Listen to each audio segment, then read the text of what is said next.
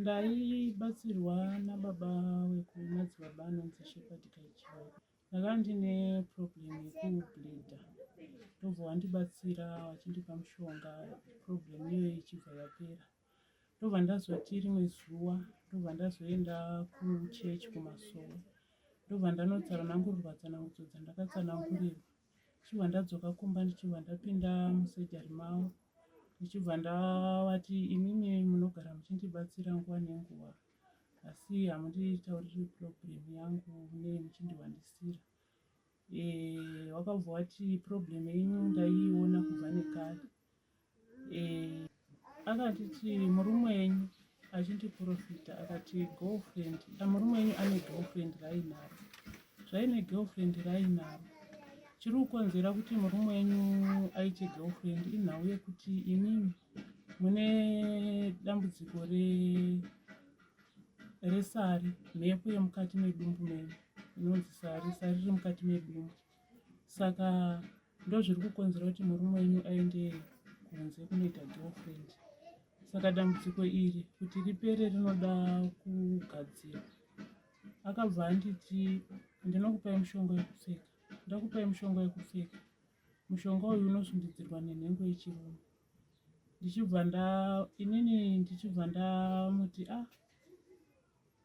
kuti ndakambomuti tiri imomo ndakamuti inini kundipa kuti ndishandisirwe nemurume wangu. Ndobva ati hazviiti kuti mushandisirwe nemurume wenyu nekuti ndikakushandisirai imini, ndikakushandisirai mukashandisirwa nemurume wenyu, mhepo iyo inosara futi iri kune murume wenyu. Murume wenyu paanosangana nemi inoramba ichidzoka futi pandiri panapa. Ndobva anditi tengai mbiya ndikugadzirirei munamato. Ndatenga mbiya pakutanga, pandakatenga mbiya ndobva andigadzirira, ndobva zvapera. Saka nyaya iripo ndekuti musi wa16 akanditi 16 April akanditi ndoda kuti tinorase munamato. Taenda kundorasa munamato, takatobva pamba kuma7:7 ndobva tatoenda kurwise tanorasa munamato, ndobva tadzoka takudzoka ndobva takabva taenda pasaidi peruware. Ndobva anditi munamato uyu ndoda kuti dambudziko iri ribve rapera zvachose, ndoda kuti mutore mushonga uyu mapfeka then ndosangana nenhengo yake achipushira mushonga mukati. Ndobva taita saizvozvo, ndobva tasangana, ndobva taita saizvozvo. Asi akabva ati hamuchazofi futi makabatwa problem iyoyo. Zvadaro tauya, takabva tatouya tamurodi. Asi akanditaurira kuti zvinhu zvazvidini hazvitaurwi, musataurire munhu, hazvitaurwi. Ndobva tauya panapa, ndobva ndasvika murume wangu anga atobva kubasa. Vatonditi uri kubvepi nekutya. Ubva ndati ndandaenda unoedza matisheti ekubereka. Murume wangu vati handei ikoko. Ndobva ndatoenda kuenda kwatakaita ndakafungidzira kuti pamwe achangoti ngatichidzoke kupi kumba. Ndobva taenda, patasvika pamba patikaenda mai vayo vangu wasipo. Inini ndakabva ndatobva pamba paibva ndatoya aya. Ndobva tosara ipapo achibvunza kuti wamboya kuno here. Ndobva ati ipapo obva wapindurwa nemwana svikanzi havana kumbosvika panapa. Ndobva tadzoka kuno. Ndobva adzoka mai tsvatsi wangu aidepi. Ndobva taenda pamba patikaenda, ndobva tanobvunza zvatakabvunza izvozvo. Darika tadzoka kumba. Ndobva ndava ndanzi wangu aendepi. Ndobva ndatsanangura mutsananguro ndandamborambaka. Ndobva ndazoti amira ndidii ndikutaura kuti ndandaendepi. Ndobva ndava ndataura kuti ndandaenda namadzibaba. Ndobva ndati ndandaenda unorasa munamato.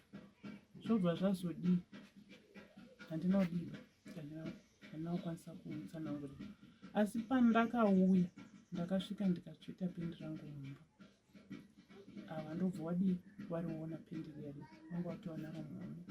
Ndobva ndakazoudza kuti handina madzibaba. Ndobva taenda kwabva ndoti handei. Ndobva tatoenda kwamadzibaba wabvunza madzibaba wavo kuti vongwe nemukadzi wangu here. Ndobva aramba.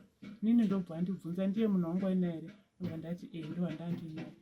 Asi uyu akaramba. Ndobva ndatomuta kuti ndo handandinaye, hapana umwe munhu handandinaye. dhei rechima ndo watadzoka pano, tadzoka pamba ndo watataura nemurume wangu achida kunyatsonzwisisa, tikanetsana dhei rechi2 tichinetsana. Dhei rechi2 racho manheru acho ndo pandakazomuti mirai ndikutaurire chokwadi chakaitika. Ndo pandakavatsanangurira mufambiro akaita chii, vakaita nyaya. Zvadaro ndobva adaidzwa madzibaba, ndobva apinda mumba, bva abvunzwa. Murume wangu akanga ine pfungwa yekuti titaurirane sevanhu vanogarisana, asi iye akadini, akazviramba. Zvadaro akabva ati murume wangu akabva azobuda dhei rechi3 ndobva aenda panzvimbo yatataenda unosangana iye, ndobva anotora kondomu ranga ririko ratatashara patanzvimbo yatakasanganira. Ndakamutaura kuti vanoona paine kondomu, ndobva auya naro, ndobva arikanda pamusoro pemota yake, ndangoti pasuro dzako idzo. Iye anga asipo. Paakazouya ndobva aratidzwa nemukadzi wacho kuti pane zvinhu zvakandwa pamusoro pemota. Saka kusungwa kwavakazoitwa, vakaenda kumapurisa vachinoripotera murume wangu. Vari kuenda vachiti ari kundibaya nendandi. Handizozivi chikokoko akatsanangura mutsananguriro upi, asi akabva achinosungisa chii, ripoti yake achinosungisa murume wangu. Murume wangu ndobva akazoenda kwachinotaura kuti aiwa, nyaya ndiri kunetsana naye inyaya iyoyi yandatsanangura yekuti akarara nemukadzi wangu, achiti ari kundibatsira. Aitonditi ari kundibatsira achindiisira mushonga, kuti mushonga upinde mukati, kuti sariri mukati medumbu ripere. Ndomataurire aindiitira. Ende panguva yacho kana nanhasi zvichiri kutondivhiringa kuti chaizvo zvakambonyatsofamba sei kuti ndizosvike padambudziko. Zvitsanangura chako zvinotondinetsa.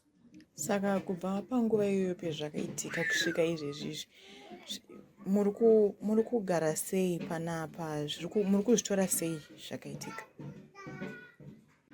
Zvinondirwadza zvakaitika, zvinondirwadza, asi chandinotoda kutenda Mwari kuti ndakapiwa murume akanaka.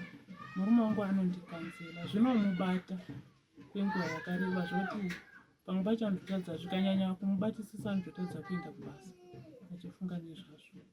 Asi ndinotenda Mwari kuti murume wangu haandishungurudzi. Saka kubva zvaitika, imi nababa muri kugarisana sei? Tiri kugarisana zvakanaka. Nababa tiri kugarisana zvakanaka. Hapana kuti wakambondishungurudza kana kuti akambondirova kana kuti akanditi takura mabhegi uende kumba, ndinganyepe. Kurudziro yamungadawo kupa kune vamwe madzimai vanoenda kana kunana madzibaba vachishandirwa nenzira dzakafanana neidzodzidzi, mungakurudzirawo vamwe vakadzi kuti chii? Inini kurudziro yangu yandinopa kune mamwe madzimai, ndinotoziva kuti specially pana madzibaba ivavavo vakandiitira izvozvozvo, kunenge kutori nevamwe vanhu vakasanganawo nedambudziko iroro, asi kuti vabude pachena hazvi, vanenge vachitotyawo kuti vachitya kuti ndotangira papi. Asi kutori nevamwe vari kutoshupika nemaitirwewo aakaitirwawo, wekutoti anototi dzimweni dzenguva achitodarika anotoridza tsamwa kutoti munhu uyu mutakati chaiye muroyi. Kune ari kutochemawo naye, asi kuti abude pachena zviri kudini, zviri kumurambira, asi atoriko ari kutochemawo anewo zvaakaitirwawo zvakasiyana nezvangu. Saka kurudziro yangu iri pakuti munhu kwengu asangana nedambudziko, zviri nani kuenda kunobatsirwa nevanhu, uchibatsirwa pane vanhu vanonyatsoona kuti munhu zvakamira sei. Maprofita ariko anobatsira, kune mamwe akujuta vanhu. Munhu ane maprofita akuchiwa munhukadzi achingofamba, maprofita anochiwa. Zvinozosara kuitika iye anenge agara akakuchiwa kare, ane zvinhu zvaanokwanisa kugadzira nazvo kuti usafunge nezvazvo kuti chii chiri kumboitika, wozozvifunga kuti chii chamboitika zvatode chikamu chacho chatodarika.